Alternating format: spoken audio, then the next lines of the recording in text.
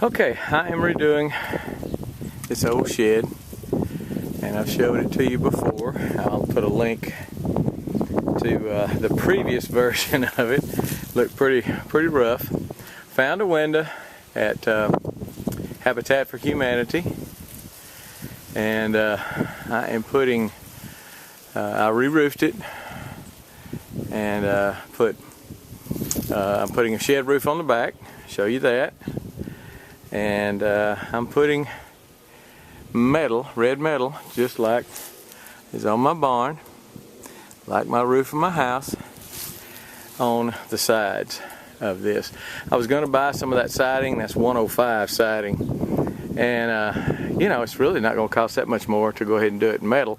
And I had a bunch of metal left. I bought a lot of extra metal on purpose when I did my roof on my house, just in case something ever happened and I needed to be able to replace a section or two of it. I bought like six extra sheets, and it just so happened they were about 18 feet long, and cut them in half, and it's perfect for this right here, about 9 feet. So I had to buy 6 extra sheets, 6 9-foot sheets, but I had that's all I need to do to completely surround front and back. And I've already started. You can see the progress, and I'll just I'll show you as I go through. See what you think. But I'm gonna put a shed roof on the back of it. I've bored my holes, got my 4x4s upright. I got a ledger board. I don't know, that's probably not what you call it. My rafter board up there across the top. That's a 2x6, and I'll show you how I just nail that up there. And then on that, I will come out here with rafters coming down off of that down to here. It'll be pretty high. I need to be able to get my tractor under it. So I measured up. My tractor's roll bar is about 8 foot. So I came up here at about 8'3", 8'4", because this side is going to be the high side because my land slopes this way. So this side's the high side, that side's a little lower. So I got this up maybe 6 inches higher than it has to be, but then that side up there will be just an inch or two above the roll bar. Typically I'm going to drive in from this side because I've got so many trees, apple trees and stuff, pear trees over there. I probably won't be going that way, but I want to be able to in case I need to. So I am about to cut these off. I measured, first of all I got it leveled all the way across all 3 of them. So I've measured these all the way up. I will cut them off pretty quick. I'll be putting my top board, which would be a double 2x4, on top of them all the way across, all the way all 3 of them. And they line up pretty good.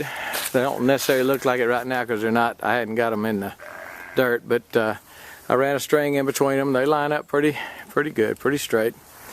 And so anyway, I'll be cutting these off, and at about 8'4" right here, 8'6", and then level all the way across all 3 of them.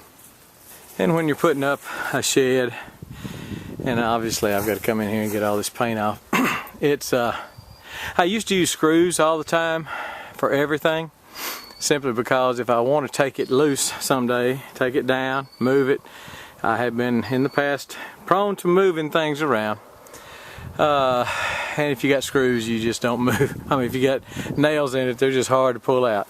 These nails in this gun, this is a Porter cable. The nails in here are a ring shank. I don't know whether you can see that ring on there, but it's got little rings around it. And when you nail that sucker in, it don't want to come out.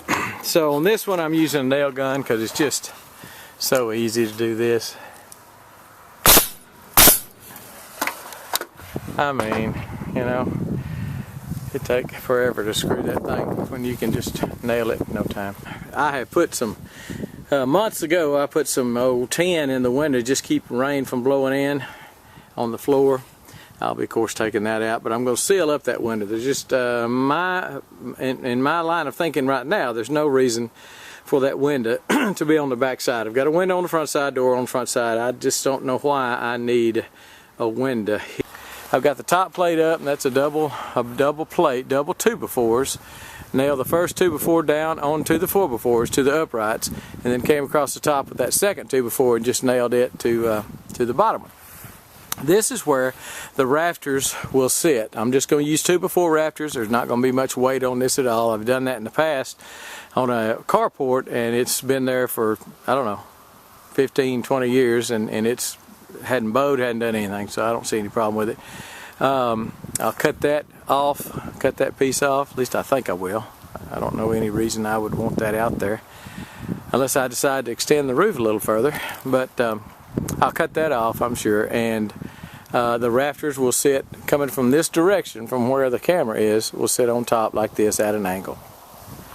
And I'm out of wood, so that'll have to be tomorrow, the next day.